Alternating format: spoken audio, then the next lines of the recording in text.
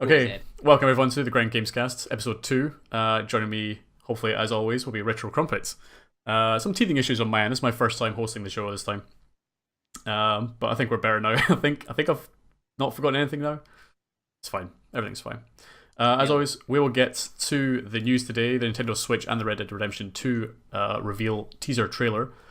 But we're going to start off with Retro Crumpet. What have you been playing this week? This week, a lot of games. So last week I played Fallout, and it's kind of all I spoke about on stream was being a genre streamer. But it's really boring if I say Fallout every single week. So I played a few things. I tried the Twitch uploads, which we'll get to in a little bit. But first of all, I played Fallout. I played Fallout 4 and the Far Harbor DLC. It's great. It's really, really good. It's my first time playing it, and it's very atmospheric. The weather in the so I've got a weather mod for the main game, but not for Far Harbor, because the Far Harbor weather, like general weather, is really great. So there's like fog that rolls in. There's a little like har and mist around the war. It's kind of a key part of the gameplay without giving any story spoilers away. And it's just really good. The story is really great. There's kind of a bunch of little kind of factions going on, which is quite nice. Kind of got a little New Vegas feel in the sense that there are multiple factions, which you do get in obviously the Commonwealth, the main story. But yeah, so far I'm really enjoying it, and it's so hard. It's mega. I'm playing on survival anyway, but Far Harbor, like, it just wants to kill you the whole time. Played that, had a blast playing it. Had a really good week actually. Obviously I'm playing that. One, because I enjoy it, but two, because I believe that it's a good growth game, and had a great week with it. Some of my best sort of concurrent numbers, like consistently concurrent, I should say. Yep. And yeah, did quite well in the directory as well, which was awesome. So that was the bulk of my week. I played two more games, which I thought were great. One, I actually tried the Twitch upload service. Ooh, all right. How'd that go for you? I've not used that yet. I don't record locally myself usually, so how'd that go? Not so great, sadly. So I had a couple of games that I wanted to play. I had the Final Station, and I knew I wouldn't play it on stream. So like one Sunday afternoon, I just kind of spent like an hour just doing a kind of a let's play of it, like a first impressions. Yep. And I put it onto Twitch and YouTube. Because as I said, I don't know who's going to watch Twitch. But something I found out was that if you've got the option turned on, it's on by default, you will, well, I think for most people it is, depending on the privacy. But anyway, you get an email saying that I've uploaded a video, which is really nice. So like Pat Crat and Phil's they got videos they got emails, saying I'd uploaded a video to Twitch, which is amazing, right? So it draws them to my channel. Yep. But all of them said that it was unwatchable. Like it would stutter, it would pause, you couldn't rewind anything. It just was not usable, and they all watched it on YouTube. Instead, so it's a bit of a shame because it was quite easy to upload. It's like a drag and drop. You can schedule the video as well, like you can on YouTube. But yeah, every kind of bit of feedback I had was that they'd rather watch that kind of on-demand content on YouTube, which is a shame. So I think I'll still do it again in the future, because I do believe that the more, I guess, Twitch like services you use, the more that you will hopefully like appeal to them. They're using their stuff, you're in their ecosystem. But I am slightly worried that if I keep using it and getting no views, it's going to look bad on my channel. It's going to be like, hey, I'm doing this thing, but no one's watching it. So I'm going to try a couple of times, and we'll see how it pans out. But the game was good. It's I thought it was a zombie survival game, but it's you're a train driver. I almost said captain there. You're a train driver, and basically you're driving from station to station. Yep. And along the way, you got to repair your train. You'll pick up like survivors, because this event happens. You pick up survivors. You have to keep them happy by feeding them or giving them health. But sort of the core mechanic of the game is that each station you go to leave that station, you need a security code, which the station manager has. And as you go further down the sort of the rail track, the coastal line, shit gets worse, basically. So you kind of get off the train, you got to walk through the city, you got to find the guy, you're killing these creatures. There's a lot of kind of messed up stuff going on. It's a lovely little kind of indie game, and it was really enjoyable. But it was a Twitch upload. But again, really enjoyed it. I wouldn't play it as a stream game just because there's no audience there for it. Obviously, you can make an audience, but I wouldn't play it as a stream game. And then finally, I started playing Final Fantasy online. Hmm. Just kind of, I'm going to kind of tie into our topic later on as well. Yep. But I'd never played that before, but I'd been fancying like a second game to like play regularly and build an audience around, as I mentioned last week. And I thought I'd jump into that and give it a shot. And so far, it's been great. I've done 2 streams of it so far, so like 6 hours of streaming Yep. of that one game, and yeah, really enjoying it. Really, it's very Japanese. It's very very Japanese. Yeah. Like my warrior is wearing like the skimpiest clothing imaginable, and I'm like, but like the biggest sword you've ever seen in your life. So Yeah.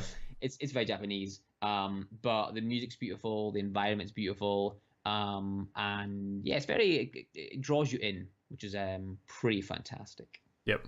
Yeah, I've been watching you play a couple of times this week. It looks really interesting. Like I've not really dipped my toes into an MMO for a long time. I think the last one I tried was Aeon. APB. I think. Oh, okay. No, not APB. No, Aeon Online or whatever it was called. Yeah. With like the angel wings and shit like that.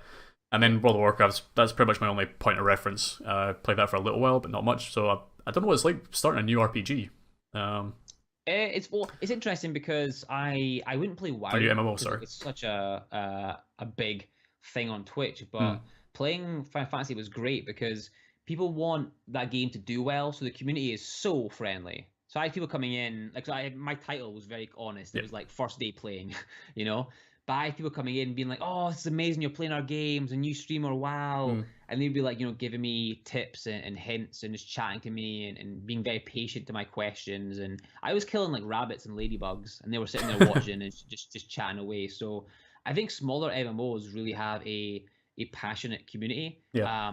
And so far, and it's very early on, but because the game, you got to buy the game and you got to pay monthly for it. It feels like it's got a slightly more mature audience than like a free to play browser game would. It's got like a low cost of entry. Yep. I understand that. So far the audience has been really good as well. So yeah, it's been great. There's a lot to learn. There's a lot there. The game's been out for I think 2 years now, so like I'm very behind. But it's something quite magical about starting a new RPG or MMO and kind of like starting with nothing but progressing your character. I really enjoy that in games. Yep. No, I mean I've not really started dipping my toes into an RPG for a while. It doesn't really fit in my theme this month either. Yeah, of course. I mean this week we finished off Dead Space 1 on Saturday. That was awesome. Did you enjoy it? I did actually, yeah. I really did. The boss fights in that game were kind of, I don't know, just kind of weird. I mean, most of the game's so suspenseful, and having this one big set piece was kind of odd. Yeah, I still enjoyed the game. It just that those sort of set pieces didn't really seem to fit with the rest of it. Where I'm going through these tight corridors, and it's kind of stressful. Didn't really enjoy the final boss was a bit meh, but maybe it's because I wasn't playing on the good difficulty or whatever. Okay, yeah, I can see that. Was it the technical arm? Yeah. And then Sunday, finished Costume Quest 1. We started the DLC for it as well. Again, super cute game, but the ending, again, I kind of missed it. I wasn't really paying attention much. And I was like, the final boss was like, "Oh, talk to me here. Don't talk to me anymore, otherwise I get a real fight." So I kept like talking to them, and the real final fight began. And the Grumman's on Ice DLC seems to like fall on the same pattern. Finished off Layers of Fear Inheritance, the DLC for that on Tuesday. I think I only have like 10 minutes left of that. It's a very short DLC altogether, maybe an hour. Oh, really? Give or take, yeah. I'd done like the vast majority of it the week before. So how was that game? Because I watched you play when I think you first started playing on the first day, and I watched you, and for some reason, like I always thought that game was, it is an indie game, yeah, but I always thought it looked very dated. But watching you play it, it looked nice. Like it looked very clean. It looks very nice. The transitions between all the all the surreal stuff is done very well. Like you can be in you can walk into a room, turn around, nothing happens. You turn back, and then all of a sudden the whole room is changed. Like the transition between those sort of set pieces, if you like, or those sort of set scene changes, was done really well. But it was a really good surreal experience. I liked it for the art, I guess, the audio and the atmosphere, but in terms of story, I didn't really latch onto it that much, and it could be because I was streaming it and I'm talking at the same time and only like half paying attention. Definitely, I can see that. Yeah. Inheritance didn't really add a whole lot to it. You just get some of the background events from a different perspective from the main character's daughter. And then I think after that, let's say I only played like 10 minutes of that on Tuesday. And then we started Soma. I know you're a big fan of Soma. Yes. Oh, I love it, man. Yeah. I think it's my favorite horror game. Yeah, I watched you play it last say year, that. and it looked awesome. Like, I really wanted to. One of the standout memories of mine of your streams has been when you're walking through a cave and this giant fish appears out of nowhere, and you just noped it back out of there. That was hilarious. So I'm looking forward to Good times. getting through the rest of the game. I'm enjoying it so far. And yeah, was it Wednesday? Or well, last night. Fuck, what did I play last night? Metro 2033. That's it. Oh yeah, Yeah. Redux, yeah. Took me a while to get into that game. It starts off a little bit slow. And I wasn't really feeling it at the start, but then it did pick up. I'm really enjoyed what I played like towards the end of that. So yeah, all in all, a lot of different kind of games. In terms of like success with those games, I would say oddly enough, I think Costume Quest was the biggest one, or Soma actually. Oh, wow, really? Which I was very surprised at. I think just like Sunday, I usually stream the Sunday afternoon in Europe, which means it's the morning in the US, Eastern US. Yeah. So maybe I just had lots of people who just like to tune in and chill out and not do anything as like breakfast time. But Costume Quest, when I ended it, had like I don't know 20 people watching, Nice. which was higher than the week before, even though that was like the meat of the whole game, you know. When I played through the vast majority of it, it was very surprising. Soma was great. Soma did very well actually. Others were about 16 or so, 20 or so again in the evening. Nice. Yeah, it was unexpected actually. Unexpected because right now a lot of the horror games, and this also goes into our topic later on. A lot of the games we're playing right now aren't released now. Like they're all old games, Yeah. so they are not high up in the directory at all. But I'm surprised at the, really surprised at the amount of people that are tuning in to watch these games.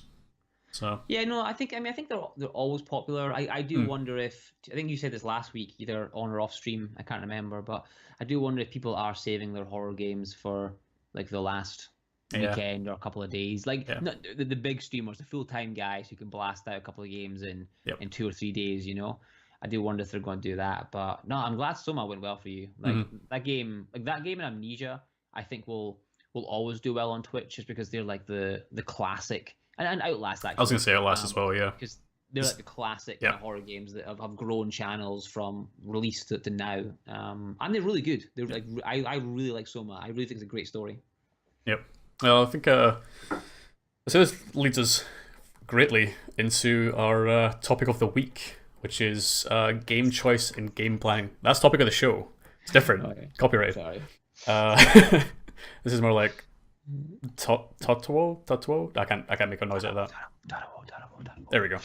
Anyway. So yeah, game choice and game planning. How we go about choosing what game we're going to play and checking out like what's trending basically and seeing if we can capitalize on that.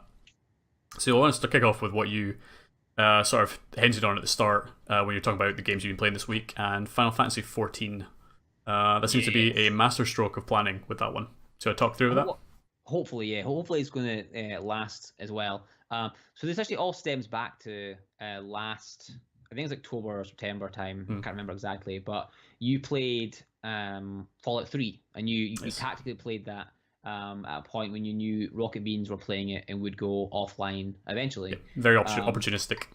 It was, yeah. But like, it was a very clever idea. It was a master stroke, and I've been trying to, and I thought I've had that in my head for a while now. But I've never had like a thing that I could do like that. Yep. Because, you know, I think we said before, and we'll probably chat about this again in the future, like playing new games on release, like you just get lost. Like you just can't do it. Yep. So you're then looking for a game to play either with someone, like you did with Rocket Beans, which is also very hard. I mean, you happened to see that before you went live, and then we went, hey, I could do a new game today. Let's go for it. So that's hard to do. Or you're planning around like news, which again is also very hard. So for the last while, I've been kind of just looking at my games based on directory. But but with the idea that I wanted to try and find a game that could give me a boost, something that I could play and kind of get some hype around, even as a small streamer. Yep. And basically, I wanted to play an MMO for a while. Elder Scrolls Online was the one that I was very close to playing, but it almost felt too similar to my games. Yep. Like, it's kind of silly to say that because it's a perfect fit, but it's like I can't play Fallout and Skyrim and then ESO. Like, just by my own sanity, it's too much of the same color palette, the same like universe, the same like speaking. It's too much. But Final Fantasy Online, they had a fan fest last week. Mm-hmm. And that's like the second biggest MMO, like paid MMO, if you forget RuneScape and these kind of free games in the world. It's got a huge viewer base, a huge player base. So they had a fan fest, and at the fan fest they announced a new expansion pack, which got the community like super excited. And I've been watching the game for a little bit on Twitch, as I do with certain games, and it had a couple of partnered streamers and a couple of streamers who are definitely on the way to becoming partnered. And they were on for an hour when I was on, and then they go off. So I'd have like 2 or 3 hours without any big streamers on. So I knew I could maybe do something. So I looked into it, did a bit of research. The game looked at my alley. I didn't want to start a game like that, build an audience, and then quit it, because this just like was wasted time on my part. You won't retain anything from that. So I did a lot of research, figured out I actually liked the game based on the content and the theme and the play style. And I jumped in on the Monday, which is the weekend after all those streamers came back from FanFest. So they came back on the Sunday, and their first streams were like Sunday night American time, Monday morning British time. So I jumped in, started playing it, put in my title. I was like brand new player, advice welcome, streaming every day as well. So they knew I was like a full time. I knew I was like a regular streamer. Sorry. Put in my title. And in the 3-hour stream that I did, I got a host. It was a big host actually. But in the 3-hour stream that I did, I think I ended on like 45 followers in 3 hours, which is incredible. My biggest ever in a short period. I retained a lot of people as well, who were interested in me, like my journey in Final Fantasy. So that was great. Made a couple of cool connections in that that kind of streaming base. A couple of like full-time Final Fantasy streamers who I've been chatting to like offline as well. So like that was Monday, and I was like, wow, this is amazing. Like that was great placement, great timing. I worded it perfectly. But will that carry on? And where it almost fell apart was on Tuesday. I didn't realize it was patch day for Final Fantasy, so the game was offline during my stream window. So I couldn't play it on Tuesday to capitalize. So I lost a bit of momentum, which was a shame. And what I didn't want to do was do like one day Final Fantasy, one day Fallout, one day Final Fantasy, because I wouldn't build anything that way, momentum wise. Makes sense. So I actually spent the next 3 days just playing Fallout to maintain it. And then started again today, Final Fantasy. We'll play it tomorrow as well. And I was a little bit nervous, but without any hosts, I managed to get, I think it was 5 followers today, which is kind of like a great like daily average. It's fantastic. Concurrent were 28, which is amazing as well. And the sort of chat interaction in the community was just really positive and really friendly and very willing to answer my questions and like hold my hand through this like brand new game. And it really was just sort of a culmination of, I wanted to play the game, but I researched it and realized that this week was going to be a huge week for the game, because you were going to have lapsed players coming back, you were going to have streamers streaming more and looking to share the love, and you were going to have new players coming into the game like me, who wanted to kind of ride the wave of hype around this game. We got a lot of promotion on Twitter and social media. So it was right place, right time, but it was sort of planned in the sense that I hoped that this would happen. No, it's really good planning. Like so the spikes that I've had, you mentioned Fallout 3 earlier, that was opportunistic. Fallout 4 was coming out in the week later. So I thought that could be a really good thing to do. When I actually started, I got lucky. I got lucky with the German channel Rocket Beans, who, let's see, I mentioned this last week as well. They had like 6,000 people watching them. And then they went offline shortly afterwards, and then they flooded my one. And I don't remember exactly how many people followed like that in that span. It could have been a lot more, because unfortunately it was Halloween last year, I think. to the exact day. And I had a party to go to, and I think it was the Rugby World Cup final, I think, was going on, or the semi-final. So I had to leave. I had to cut my stream shorter than I would have normally because I had other commitments, so it could have been a bit higher. So, I mean, I was lucky in the sense that a lot of people came in that stream. It could have been a lot more. Was unfortunate, but part of the biggest draw to the channel at that time was I titled it. It was a Fallout challenge because I wanted to try and finish Fallout 3 and Fallout New Vegas before 4 came out, and I realized very shortly into my Fallout 3 campaign that was not going to happen. Like that was I bit off way more than I could chew. I mean, you could speedrun those games; it'd be super easy to blast through that, but I don't like to like waste content like that. I prefer to experience as much of the game as I can until I get sick of it. So yeah, that plan fell through very quickly.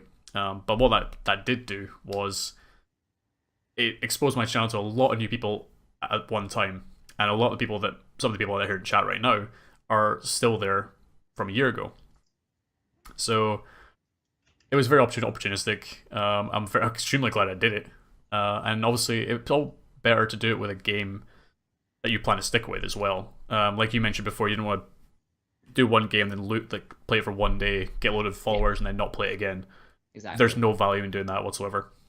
Exactly. I actually did that with 7 Days to Die, where it fit my channel quite well. And I think I could have done really well with it. But I just wasn't feeling it. It was too samey again. That's totally valid to do. Exactly. But I played it for 2 days knowing that it would be good for the channel, and got some good growth from it, got some good viewers from it, and then was like, I'm sorry guys, I'm not like, this game is good, but like literally the same as you, I only play games on stream, and if I didn't do that, I probably would have played it still, but I wanted to try and do other stuff, so I had to kind of can it, which sadly lost me those viewers, but you know, it is what it is. Yeah, so that's a totally valid reason to just stop playing a game. You know, it's not like you started the game, got loads of viewers, went ha ha ha ha, suckers. Now they're in my channel, I'll play something else. It was a legitimate thing. Like I don't want to put myself through this just for the views, which may or may not keep coming. So yeah, it's a good idea to just jump out of that straight away. Definitely. So how do you choose your games? Because you do a lot more variety than I do, and I know you mix it up a little where you try and choose games tactically, but also just for fun as well. But kind of what goes through you choosing a game, especially now that you're on PC, right? Because before you were just PS4, which does limit it a little bit. But now that you've got no limits, you know, to what games you can play, how do you choose your games? No limits. We have now it's a mixture actually. I still want to try and get rid of a lot of games in my backlog, and try and complete games. But now, like I realize I played a lot of games in my backlog where I probably shouldn't have played them because it can technically be seen as a waste of time, basically. And it's not to say like any game you stream that doesn't get any views is a waste of your time. That's not the case. It's more I could have played a better game, basically, or I could have played a game with higher traffic, that sort of thing, and it would be better for the channel. And so when I've played games where I can't think of any off the top of my head right now, but anywhere that's had like 3 people turn up and I streamed it for like 9 hours.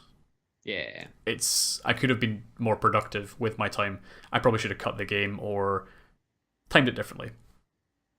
So I sort of look at see what's trending. Like I use the Twitch Now Google Chrome app. It's amazing. And you can see, I mean, on Twitch it tells you how many people are actually watching the directory, but it doesn't tell you how many channels are streaming it. Whereas Twitch Now does. So I find that really useful, and I look at, you know, I tend to look at how much would it take me to get into the top 8, top 10. Yep.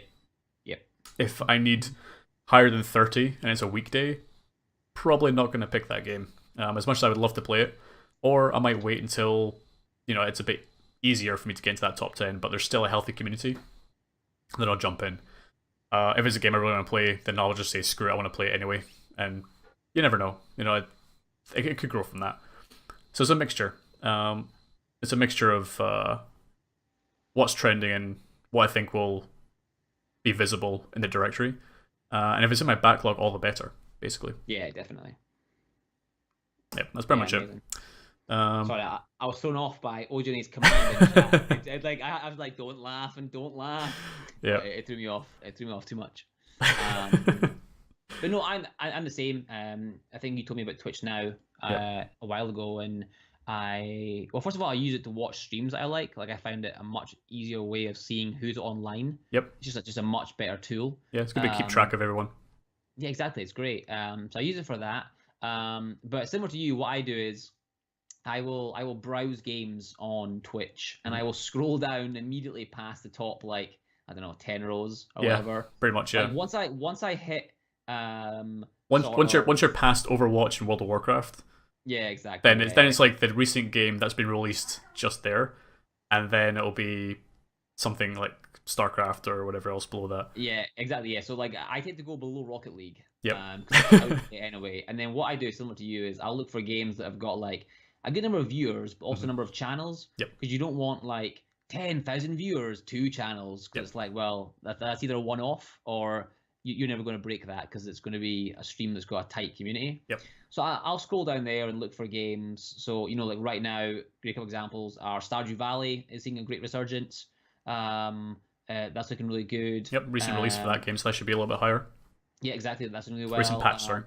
The Division actually is still like the Division's one that if you like shooters and like online shooters, that game is like seeing a little resurgence, but there's a small community and you can grow in that quite well. Miscreated, one that Roll Cowboy is a huge fan of. That is definitely one to watch if you like that kind of game. But then you're into your Fallout 4s, your Skyrims, your Final Fantasies, your ESO, and that's where I stick around. So it's sort of around the 500 viewers, like 50 channels range. With the knowledge that from those 50 channels, 30 of them are like I have one viewer, and it's not even there's no bot on the channel. I'm just streaming for fun. So you don't have to worry about those. And then, like you say, I'll then click on the game, so like Fallout, and I'll look at it and go, right, cool. So the top, the top 4 streams are in the 50s, and after that, it's all in the 15s. So I can probably sit around the 15s and try and get to that next level within like an hour or two. Yeah. But I also follow games. So I said this last week, where I'll go to a game and I'll click that follow button for the full game, if that makes sense. Yep. And then I can I can see at a glance every day how that game is doing. I can track it over a while. Which is again how I realized that BioShock, the collection, died very quickly, and it's probably not a game that I will play on stream for a while. I know Retro Rockabye is saying that we can do an ESO playthrough. Yeah. I don't know. It's doing alright. It's doing, it's in my list. Rockabye Boys. It's in the watch list. Yep. The Division is apparently getting a patch next week, according to Silver Shaman. So that might have a little bump in its resurgency as well. Well, there you go. That's my top tip, by the way. The Division is my top tip right now for anyone looking to grow an audience, because it's been consistent. The viewers are consistent, and so the number of channels. It's not my kind of game. I personally wouldn't play it, but if it is your thing, that's my top tip for this week. Yeah, I think game choice is very important, especially for if you're just starting out as a new stream and you wanted to play Overwatch. That's great. I'm sure you have a lot of fun playing Overwatch. You're probably very good at Overwatch. Unfortunately, you're underneath 300 channels, which have already been playing it for a while, and you're probably not going to get any traffic because somebody has to scroll down for a long time to hit your channel. So, if you're going to very long time, the game choice is very important. Unless you can draw from a very popular forum that you're part of, or you have a large group of people that are already involved in gaming, whether it's an MO, guild, or whatever. Unless you can draw that traffic to your site, you're going to be buried below tons of channels. So game choice is very important if you're a small streamer, for visibility reasons, basically. Yeah, definitely. And actually, one last thing to kind of lead on from that, and you do this quite well yourself, actually, Zed, is that if you're a variety streamer, be that multiple different games, or you do game after game after game, like in one sitting, make sure the game you follow up with has like a connection to the last one. Because some of my that's important. So some of my worst streams have been like, I play Skyrim, and the next day I play H1Z1, and it's like there's just no connection there. It's like, I like both those games, but not everyone does. So like you almost kind of want to go Skyrim to Fallout to Witcher, or like have a connection where like if someone watches you play one game, they'll watch you play the other one. That's critical. So don't play like Rocket League today and then tomorrow you're gonna play like Civ 6 because there will be an audience there, but the crossover is so small that you'll struggle to maintain that concurrent shit, which is the most important thing. The Venn diagram doesn't quite overlap. Exactly. Like, as well. Yeah, I've definitely done that in the past. Like, I do a lot of variety, and so my choice of game doesn't always mesh well together. This month has been pretty good, actually, because it's all horror-themed or Halloween-themed in the case of Costume Quest. But I think if you're going to do a lot of variety, what I tend to do is give quite a big heads up to say, I'm playing this game this day, this game this day, so that people can choose, okay, I may not turn up on that day, but this game sounds awesome, I'll turn up on that day. Which is fine. I mean, as long as you stick to a schedule and people know you're going to be online, they will turn up for the game that they want to see. If they're more drawn to just hang out with the community, which is what you ideally want as a streamer, then they will be there no matter what the game. As long as you don't jar them with, like you say, Rocket League one day, CSGO the next, and then Harvest Moon or something like that. Exactly. No, and it's a big problem. Like I see a lot of people that do that and small streamers because you try to chase the next high. Yep. It's an odd thing to say, but try to chase the next high. And it can actually like hurt your channel way more than it can improve it. Yeah. So you got to do that. But then also on the flip side, and I've been lucky so far, and I think so have you, but figuring out when to move on from that game, because eventually that game is going to grow stale for you, which means that like what you do in the game is going to be kind of poor entertainment, and it's going to result in a kind of a dip in viewers. And I've been there. I've definitely done that before with games. But I've dragged them on too long, and I've realized I need to make a change, and the change is very abrupt because of that. It's like the next day I'm changing games, and that's a mistake. Yep. Yeah, like I mean, if you're not feeling the game, your audience will also not feel the game even more so. They'll have no reason to stick around because you're bored, you sound bored, or frustrated, or whatever, and it's not worth. You're gonna end up doing more harm than good. Yeah, exactly. So yeah, that's pretty much a game choice. You got any more parting pearls of wisdom to do with that? I think I'm all out. Play the Division. Play the Division. That's the big tip. Retro's hot tips of the week. A hot tip. Yes. So we're going to go into the news section. So a very good day for news. It's a very good day to do a podcast about that as well. We'll start with the biggest news, I guess. The reveal of the Nintendo Switch. This is what the NX used to be called. The NX was codenamed for the Nintendo Switch. So have you seen the video, Retro? Did you watch it along with everyone else? I did. Yeah, I watched it. There was I thought it was good. I think people were a bit pessimistic about the kind of like the production quality of it in terms of like it was almost like too overproduced. It was like, who does that? Like what people are doing that in real life. But I really enjoyed hanging out at the basketball courts, taking their game console to a rooftop party. Everyone does that. Exactly. But I thought that it perfectly showed what you can do with the console. Whether you do that or not, it doesn't matter. It perfectly showed what you can do with the console, and I thought because of that it was a great advert. Yeah, I was a little bit pessimistic, I was more worried, not pessimistic. I was hopefully optimistic, having heard about the leaks, or not the leaks, really, the patent information, which is public domain, I think. But the patent suggested it was a portable console. The specs were going to be better than a PS4, which, to be fair, after 2 years later, it should be at least on par, if not better. And so I was very pleasantly surprised. Also, I loved the shk noise every time the Switch logo popped up and slid down. That was the best bit. Love that. Was the best bit. That needs to be in all the advertising. Doesn't make that noise. When I pull that out, I want a refund. Yep, like, definitely. Legitimately, that was. I said to someone on Skype earlier on today. I was like, "That's the best bit." That noise. Yep. I mean, like it was just like it was. It's a very satisfying noise. I don't know what it is. Very good marketing as well. It was great. Yeah, it looks like, for those who don't know, Nintendo's new console, you essentially have a tablet, which is set in a docking station, which then puts the game on your TV. If you want to go, you take part of your controller off the base, which is a standard, like, almost like a PS4 or Xbox, like, style controller. You slide off the two images, you slide it onto the tablet, and you've got it. That's your system up there, right there. It looks awesome if it works as well as that in practice. And they showed a lot of shots of like people undocking and then redocking with the TV in the same shot, showing the image disappearing from one appearing the other. So really to drive home that connection of, you know, it's this easy. You just pop it in, pop it out. And I like the small controllers as well, which I now hear they're called Joy-Cons. Oh, Which really? I might be wrong. It's something like that. That's the part that's bad. The Nintendo Switch, I'm fine with. I think it's like an okay. Joy-Cons. It's better than Wii. It's better than Wii U.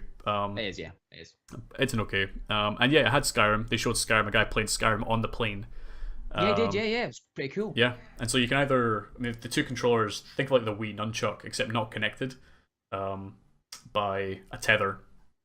He was just sitting on the plane. Battery life. Silver Shaman brings up a good point. I was about to say, battery life is unknown as of now. Yeah. But so far it looks interesting. There's a couple of games shown off there as well, whether they're real games or not. Apart from Breath of the Wild, we know that's in production. We've seen videos of that. But there was a Mario game as well, which looks more like Mario 60. Well, not 64. Sorry, more like Mario Galaxy. Less of the new Super Mario Brothers style, where it's a side scroller 3D, 2.5D kind of world. Yeah. They showed off Skyrim. And there was an NBA game and 2K something 17, else. I think it was. There was another game as well. So I think with the battery, I'm less worried because the and it's very different, obviously, what they'll be kind of like quality wise. Yeah. But the PS Vita, again, it's not the same in terms of quality or output. But that battery life was really, really good. Like that had a really good battery life. And the best thing about it was, when you weren't using it, when you kind of powered it down to like sleep mode, it like saved battery fantastically. Like if you put your iPhone to sleep, the battery still dies at quite a fast speed. Yep. But the Vita didn't do that. So I think if they can kind of nail that and have it so rest mode / sleep mode is very low on kind of power, I think it could be a very good travel device. So I'm pretty excited about it. Someone mentioned, I think it was King Thornhammer, about, do you think they'll have like other developers on board, like Bethesda and EA and so forth? Yeah. And honestly, I don't really mind. Like, I don't think I'm ever gonna. Maybe Skyrim, I would, but I wouldn't. I don't think I'm gonna ever play these games not on a PC. Like, if I'm gonna play Skyrim, if I'm gonna play whatever, right, I'm gonna play on PC because that's my preferred choice. But what I want to do is I want to play Pokemon on my TV. And then in the bed later on, right? Yep. I want to play Zelda. I want to play Mario. Yep. So for me, it's more about I really enjoy Pokemon. I really enjoy some of the DS Mario games. I don't want to play it on the DS because I've got big man hands and like a small child. Yeah. But now I can play it on a console. And if I want to, if Caroline wants to watch TV, I can play it on my device. She can do that, or I can play it on the go or whatever. So for me, it's really more about that. I don't really mind what they do with other games, but someone mentioned it yesterday, and I can't remember who it was, but earlier on today, where like the best thing about this is that you've got all these Nintendo studios who are now working on the exact same device in theory, right? Because the DS will get phased out now, and you've got everyone who was working on DS or Wii now all on the same platform, and that's going to be amazing. Yeah, I wasn't sure. I mean, potentially it will phase out the DS. They're going back to cartridges as well. Also shown in the video, you pop in your game in a cartridge. I mean, now you can make SD cards that'll have like 1 terabyte in them. So the storage issue of that system or that platform is no longer an issue, as it turns out. I don't know. I think it could phase out the DS, but I don't know if they will for a while. Because it doesn't look like the NX is touchscreen. It's not touchscreen. And it didn't look like that, did it? It didn't look like no, that. And I mean, the DS still has it's got the dual screen thing, which people seem to really enjoy for a while, and also there's the 3D aspect of it as well. So it's still the only 3D projection 3D handheld device. So I don't know if they'll quite phase it out just yet. I suspect they'll certainly do crossplay. At least not in the sense where you can plug in your DS game, but more that you can play the same game on the DS and the Switch, as long as it's not too powerful. because otherwise the You know, DS I won't mean, be able to do they it. so they did that with Mario Kart and Yep. Smash Bros on the DS/Wii. It actually came out on Wii U, sorry, and it came out on D3DS first. So you know, I can definitely see them doing that. I honestly think they will, depending on sales numbers. I think that'll shape it all, obviously, but Yep. I can see them honestly phasing out the DS. You know, you say that it's the only device with 3D. I think that maybe tells us something. I think 3D didn't take off as people thought it would.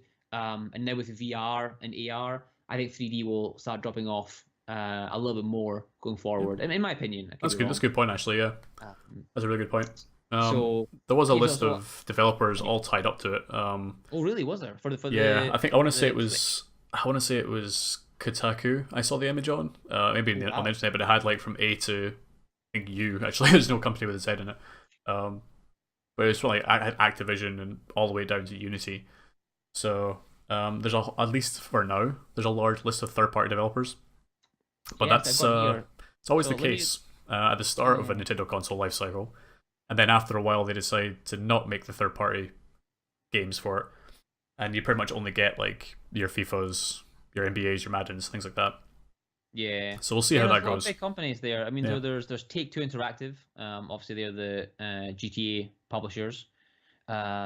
You've got Telltale Games, which could be quite interesting. Because you know, there's actually no way to play Telltale on the go anymore because they've dropped beta support. Yep. That's pretty cool. Ubisoft is there. Who else is there? Any big ones? I mean, there's a bunch of ones that you expect. EA are there, but again, like you say, you expect to get FIFA, you expect to get stuff on there. Yep. Bethesda But they still make are FIFA on there. the PS2. Yeah, exactly. Yeah, so So Bethesda there, Atlas are there. Oh, that's yep, exciting. Atlas and So much. 505 as well. There's some So big much. publishers if you like your And RPGs.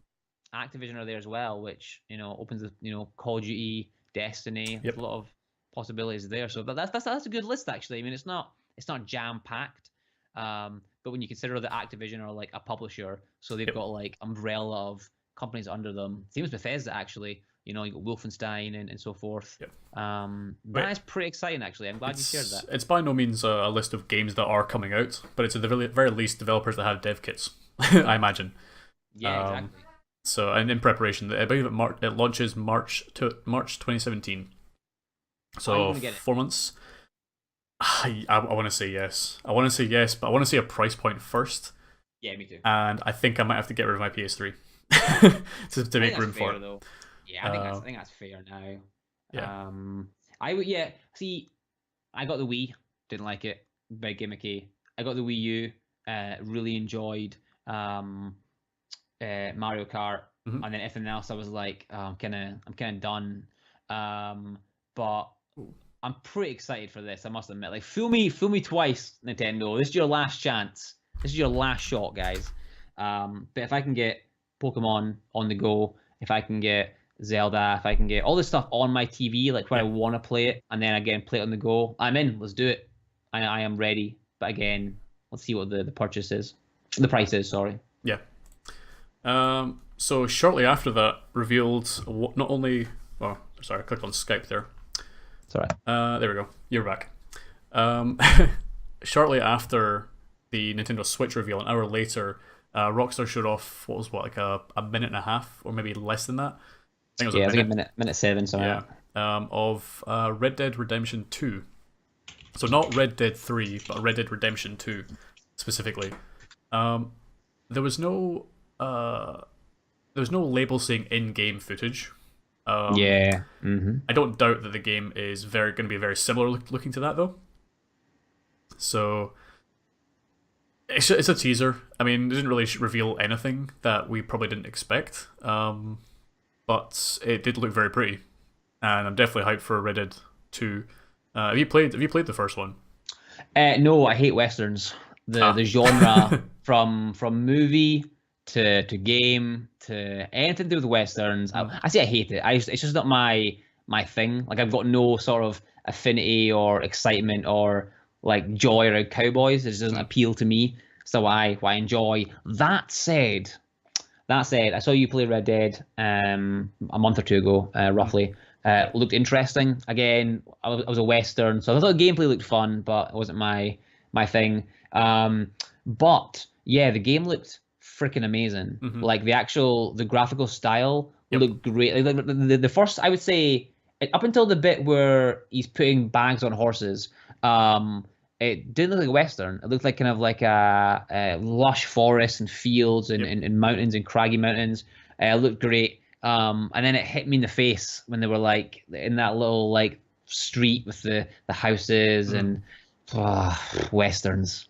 So I don't know. I think Not the I'm worried the about. buffalo with the trains. No, that Yeah, wasn't Western for exactly. you. That train was amazing though. Yeah. That was damn cool. But the yeah, I thought it looked good. Very visually striking. The Switch worries me because the hype will probably make me buy it. Hmm. But I feel with Red Dead, they're going to have to really try and encourage me that it's going to be for me. Like I know the gameplay is going to be good. I truly believe in Rockstar and what they'll do with it, and I'm excited to hear what the systems are. Hmm. But it's going to be an uphill struggle because I'm just not into westerns. Yeah. Sadly. No, I enjoyed the first game. For me, it was like a very solid game. Maybe I personally would have given it more of an 8 out of 10. Despite it's a lot of people's like very favorite game of last generation, like the favorite game of their last generation. So maybe that kind of brought my expectations too high of it, possibly. And I didn't enjoy the DLC either, even though again everyone says like one of the best piece of DLC content, but the story of it The was zombie fine. one? Yeah, yeah, Undead Nightmare. Yeah, yeah. Story wise was great, but the bits in between the story, the gameplay was very repetitive and not my kind of gameplay. Like I don't like survival modes, horde mode, whatever you want to call it. Yeah, okay. And there was a lot of that. So I mean, it was a really good game. Just think I maybe played it a little bit too late. And if you're not into westerns, you're probably not going to enjoy it at all.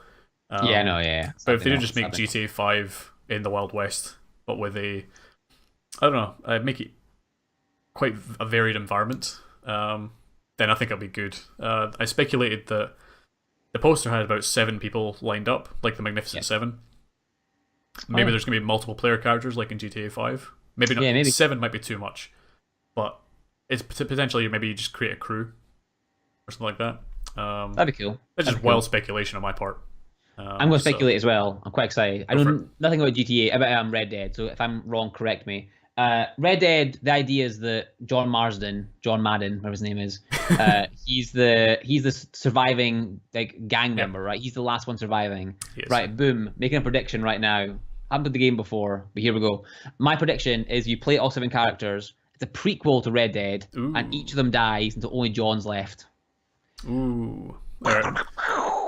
I've already said about my wild speculation about multiple characters or, building up your gang or whatever else. I also speculated potentially horse breeding or farming. Nice, Maybe you're gonna nice. have your own little like Red Dead version of Harvest Moon or Stardew Valley. Nice, nice. But again, all wild speculation. There's no details for that. That's out October next year, I think. It said fall, so Yeah, I think that's September, a October, fair November. bet. I think it's a fair bet, yeah. Total sidebar. Are you going to go back to Stardew Valley? No. No. I really enjoyed that game, but there's nothing there that really is going to draw me back in. Nothing Okay. new enough. But if nobody has played Stardew Valley, now is the perfect time to do it because this is probably the best version you're going to get so far. That's true. So yeah. And yeah, like the previous week, we didn't get to talk about it last week because we had too many other things to talk about. The PSVR finally launched. Have you had a chance to play it at all? I've not, no. I have played it at various events like PSX and E3, and it's good. I like it. It's very comfortable. We both listen to the Kind of Funny podcasts, and they say that like don't buy it expecting like lots of games. Like be very aware that you're getting in the ground level, and you're going to get a lot of experiences and like proof of concepts. Yep.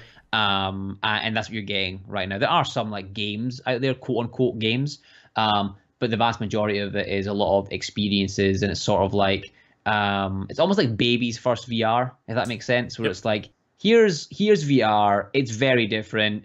Go and like catch a ball, and you'll catch a ball, sort of thing. But very quickly you'll kind of get past that. So I haven't played the release version, but I have played some of the demos, and yeah, I like it. I really do like it. Yeah, I'd be interested in getting VR in the future. Price wise, right now, it's a bit too expensive for me, if I'm honest with you, with kind of the offerings it has. Yeah. So I'm nowhere near the point of buying one, but it does interest me greatly. Yeah, I mean, I think saying that the games they have so far are more experiences than anything else is probably right, with a few exceptions like E Valkyrie, who we know a couple of guys who work on that, and we've seen it in development for a long time. I've not had a chance to play it myself. We have one in the office, so I'm hoping to try it soon. Nice. And there's an E Valkyrie demo. We've got Thumper as well, which is that rhythm-based game. Good. That looks really awesome. It's fun, yeah. It's a very fun game. It's very simple, but it draws you in with the colors and the sounds. It's very, very good. Yep, I've heard really good things about the Batman VR experience as well as something called like London Heist. Yeah, yeah. I think it's part of the PlayStation Worlds package, which is like a bunch of like kind of demos almost. Yeah. So I mean, hopefully I can report back a bit more next week about what it's actually like to play. I've only ever played a little bit of Vive, like it was like the underwater demo. The whale experience, the whale flies past you, and all the jellyfish and stuff, which I really enjoyed. But I mean, I don't see myself using VR or purchasing VR. It's kind of like the Wii in that sense, where it's great to show off, and everyone goes, "Wow, it's so responsive, it does all these things." But I don't see myself sitting down for the evening to play games, especially if I play my games through Twitch. So yeah, exactly. Unless I can somehow superimpose a chat bar which tells me what people are saying, I won't really get much out of it, I don't think. No, I and agree at the price point, I can't justify either. Yeah, I think for me and maybe for you as well, that especially living abroad, for me the excitement is sort of what you can do out with gaming. Yep. Like when can I watch wrestling in the front row with my headset on? When can I watch the NFL? Yeah, when can I do stuff like streaming you into this crowd is going to be huge. Yeah, exactly. Yeah, so I think when that comes along, that's probably when I'll jump in. I think you can do little bits here and there, but that's when I'll really kind of get into it. Cause I think that'll be the real sell of it. But yeah, right now, I think it's really appealing. I think if you're getting it, you really enjoy it. But not quite for me just yet. Yep. Yeah, the Thorn mentioned there Until Dawn VR. Oh yeah, of course. That apparently is very good. I'm gonna have to check out the video he's talking about there from Achievement Hunter. They usually, when they do scary games, it's usually pretty funny. So I'll check that out. We also had Civilization 6, I think, is releasing this week. I think it's today, isn't it? Today or tomorrow? It's today or tomorrow. Yeah, hold on, let me check the front page. Well, actually, the front page is a bad thing to check because there's people playing it, but they're probably early access. So yeah. It's on the second row of Twitch, so it must be pretty high. And, Battlefield 1 apparently as well. That was today or tomorrow as well. Yes, that was came out. I think it's today. It's hard to tell because they had these early access things for these games, which confuse me. Yep. But it looks like looking at Civ, there's a whole bunch of players playing it, so it looks like maybe it is. Oh, actually, no, it's a lot of Japanese people who I guess are in the future, so the game is out for them. Never mind. Never mind. Yeah, it's sponsored streams or early access streams and people in the future. Never mind. Awesome. Okay, this I guess it leads us down to what we're doing in the next week or so. What are your plans? What you got playing up next week? You're starting tomorrow, of course, tomorrow morning. Yeah, of course. Yeah. So quite a lot coming up this week. Tomorrow I'm playing more Final Fantasy Online, carrying on our adventures in Eorzea. That's what the world's called. Thoroughly enjoying it, actually. Okay. So that'll be tomorrow. Hoping to hit level 15 tomorrow so I can do my first dungeon, which I'm pretty excited about. I enjoy dungeons and MMOs. So that's tomorrow. Saturday, doing a 12-hour Fallout 4 stream. 12-hour Fallout 4 stream on Saturday because I'm still not sure. I'm going to chat about this next Thursday. I'm still not sure if I'm going to play Skyrim or not next Friday. So, we'll have to wait and see. But if I am going to play it, I want to try and get more Fallout done. So that tomorrow, same again Sunday, and then next week it'll be a mixture of Fallout 4 and Final Fantasy Online, which I'm totally enjoying. So if you like that, if that sounds good, you can find me on twitch.tv/retrocrumpet. Boo. Yeah, so I added a new command. Let me just check it out. Did I spell your name correctly? I'm not even typing the right channel. God damn it. I'm trying to look really smooth there. Sorry for my hammering on my keyboard there. Yeah. Oh, and also next Thursday, the grind Hey, will there we be go. back on my channel next week. Yes, that's true. So that'll be a week today, so you guys know. The grind episode 3 will be on Retro Crumpets channel, so if you haven't given it a follow already, do so. And yeah, we'll see you there next week. This week, I'm not gonna be streaming after tonight, after the grind tonight. I'm gonna be sitting working on some stuff. So there'll be no stream after this on my channel. So the next one will be Saturday. We're gonna start Dead Space 2. Oh, nice. Which I've been looking forward to. Dead Space 1 was awesome. Dead Space 2 apparently is everyone's favorite of the series, so we'll jump into that on Saturday, and we're going to finish question. up. Yes, go for it. Eyes. How do you feel about eyes? I know what you're talking about. Oh, do you? I do. Okay. And I'm not. I'm a little bit squeamish about eyes. I'll be honest. Okay, cool. So I'll just like do that when it happens. Yeah. Sunday will be Costume Quest's Grubbins on Ice DLC, and then Costume Quest 2 when that's finished, because I don't expect that to be too long of an experience.